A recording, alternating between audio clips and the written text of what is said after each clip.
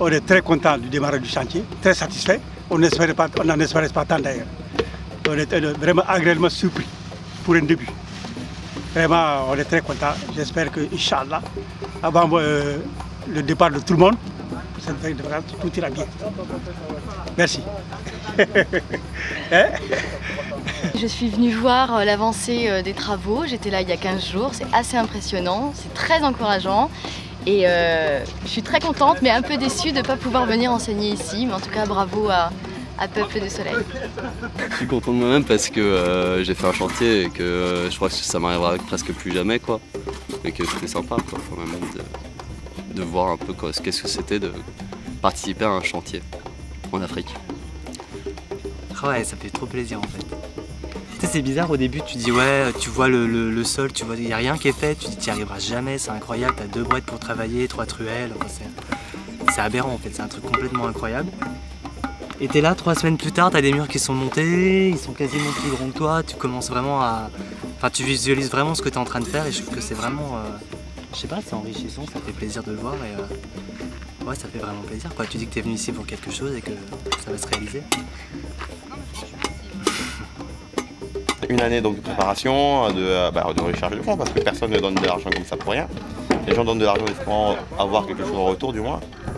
Et généralement ils contrôlent ce qu'ils donnent. Donc effectivement les gens étaient plus réticents, mais bon finalement on avait réussi à boucler votre budget et c'est bien quoi. Très bien.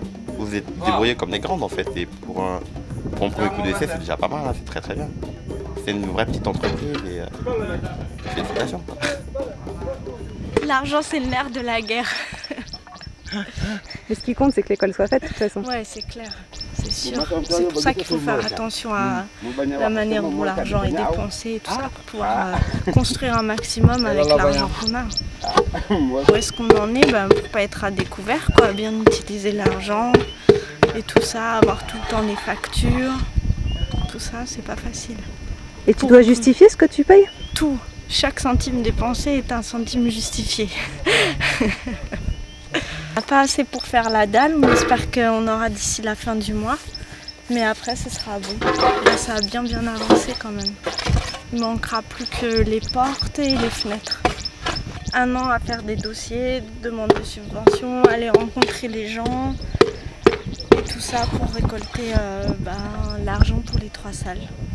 Et en gros, pour que les gens se rendent compte, construire 3 salles comme ça au Sénégal, payer la main d'œuvre, ça coûte combien à peu près? Et avec la dalle, il y en a pour à peu près 10 000 €. 10 000 € pour faire 3 classes? Ouais. 3 classes et les fondations pour les 6 salles. Donc l'année prochaine, si on fait 3 classes, il faudra un peu moins de 10 000 €? Il faudra un petit peu moins de 10 000 €. Ouais. Mais après, il faut compter qu'il y a l'enduit pour faire les murs. Donc il faut bien 10 000 € encore. Et l'orphelinat? Et l'orphelinat, vu que c'est le même plan que les salles de classe, ce sera la même chose en fait. Voilà, c'est la dernière semaine. On peut voir l'évolution quand même. Tu vois les murs.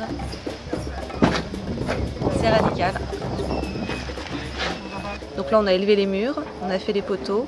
Il va falloir continuer à faire le chaînage, donc c'est mettre le fer dans les linteaux et après couler la dalle de béton avec une machine, parce qu'à la main ce sera trop long.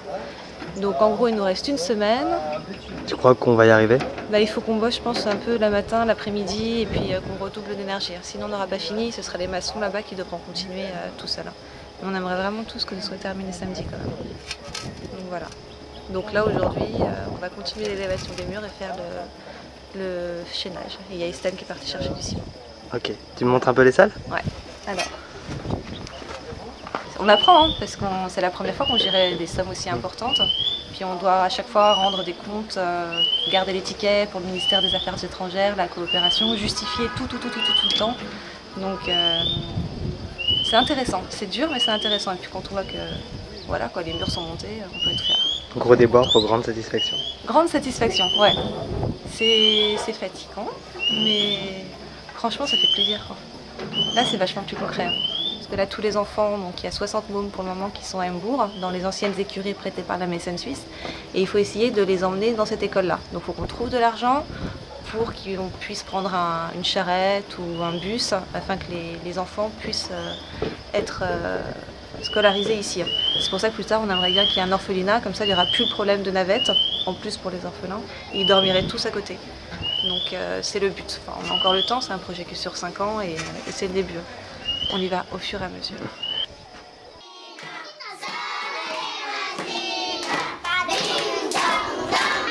D'accord? 1, 2, 3. A, B, C, fort.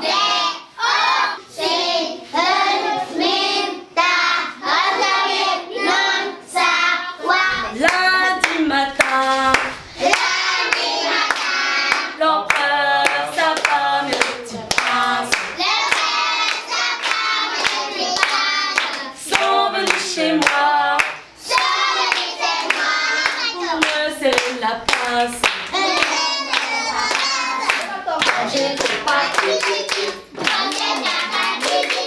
Le petit prince a dit, puisque c'est ainsi, nous reviendrons mardi.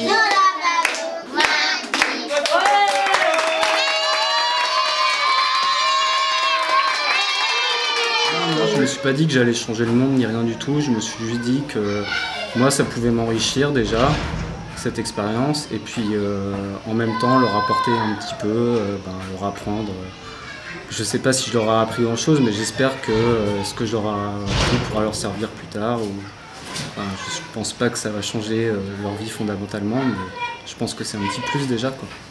Je suis de plus en plus content d'être avec eux. Tout à l'heure, après ils sont tous mis à chanter, j'étais tout ému. Voilà. Ça fait ouh. Ouh. Qu'est-ce qu'il fait ouh?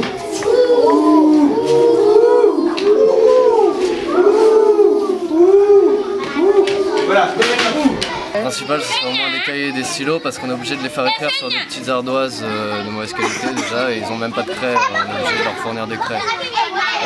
Donc c'est un peu le bazar pour les faire écrire, puis effacer, recommencer, sachant qu'en plus les plus petits n'arrivent même pas à tenir une craie entre leurs doigts. Alors des cahiers et des stylos pour leur faire des pages d'écriture, ce sera vraiment le principal. Après il faudrait des bancs déjà, puisque la plupart sont cassés, bancales ou ne tiennent pas. Et c'est à peu près tout. Peut-être quelques cahiers de lecture ou des livres scolaires pourraient servir. Les classes en elles-mêmes, elles sont pas en super bon état. Je pense que vous avez vu sur la vidéo, il y a des trous dans le sol déjà, donc on peut même pas faire tenir les bancs debout. Sans ça, c'est assez sommaire, quoi. Il y a évidemment le manque de moyens. Ils se partagent des cahiers, chaque cahier est coupé en deux pour faire durer le plus longtemps. On manque de craie, on manque de table, donc évidemment le manque de moyens matériels. La qualité des enseignants, pour beaucoup, ils n'ont pas le niveau, j'ai le sentiment qu'ils n'ont pas le niveau pour enseigner à des élèves. J'ai ramené les stylos, les cahiers et les livres, sinon il n'y avait rien du tout, quoi. Là il y a quelques craies, mais il manque vraiment de moyens pour pouvoir travailler correctement. Pays, il y a quoi comme lettre dans le pays? T'entends quoi? T'entends quoi dans le pays?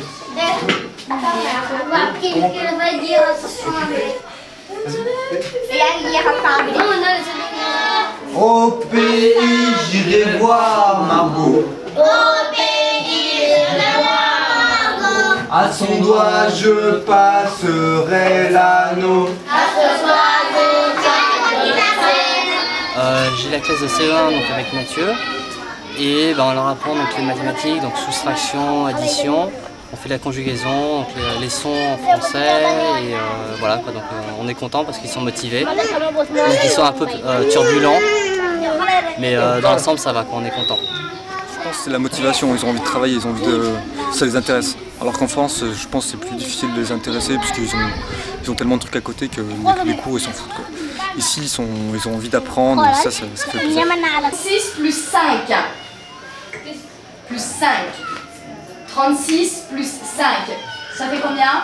41. Très bien. Donc là, au lieu de dire le nombre directement, 12, on essaye de faire du calcul mental 7. en plus parce qu'ils sont pas très doués en calcul mental. Donc ça les oblige un petit peu à calculer dans la tête. Combien? 5, très bien.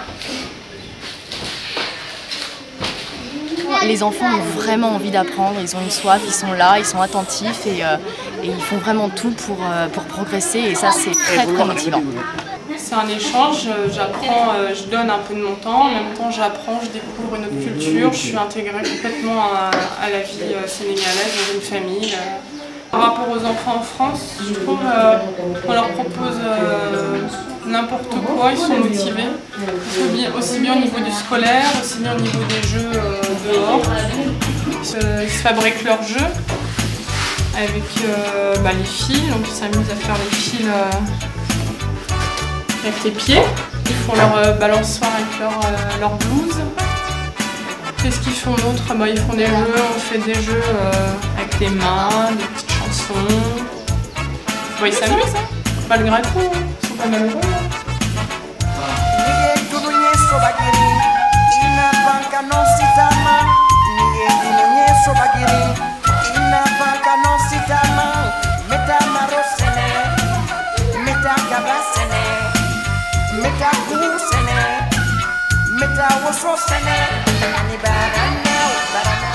De loin, on ne dirait pas que cette école est une simple écurie, que quelques années auparavant ne vivaient ici que des ânes et des chèvres. De loin, on ne dirait pas que parmi ces enfants joueurs, il y a des petits mendiants, des orphelins. On les voit souriant, chantant. Pourtant, certains d'entre eux ne mangeront pas ce soir et dormiront dehors. L'école, c'est une sorte de refuge pour eux. Bientôt, 500 enfants viendront étudier dans l'école franco-arabe d'Aïda et Oustaz, les directeurs. Ici, ce n'est plus possible. Certaines classes ont été ravagées par la saison des pluies et les locaux sont trop petits. Voilà pourquoi nous construisons une école plus grande et un orphelinat sur le terrain de Malikunda. Le terrain, l'école, appartiennent à Aïda, que nous soutenons dans son action de scolarisation des enfants des rues. Nous ne faisons qu'apporter de l'argent et de l'énergie, afin que cette école soit autonome et puisse à terme se gérer librement selon sa propre culture.